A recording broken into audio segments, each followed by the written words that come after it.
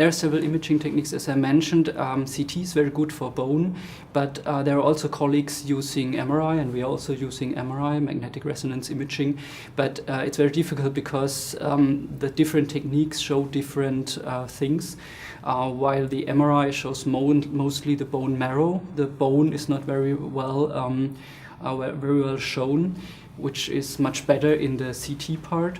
But on the other hand, MRI is more sensitive, showing changes before the bone destruction happens. So it's very difficult at the moment. We have all those techniques. We have also PET-CT, which shows the activity of the disease. And the problem is to decide which technique to use in which situation, and there's a lot of question about that, and I think it's not really clear right now. All the techniques have different advantages and disadvantages, and I try to discuss that and show what, in my view and from literature, are the best techniques for which question. I know that several groups are working on comparing those techniques, and there are several papers out already showing that the benefits and the disadvantages of some of those techniques.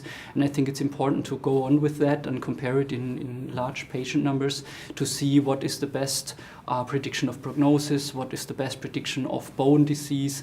So I think it's not clear yet, but there will be more examinations in the future. And there's one, in my view, very promising technique, so-called diffusion-weighted imaging, showing the cellularity in the bone marrow.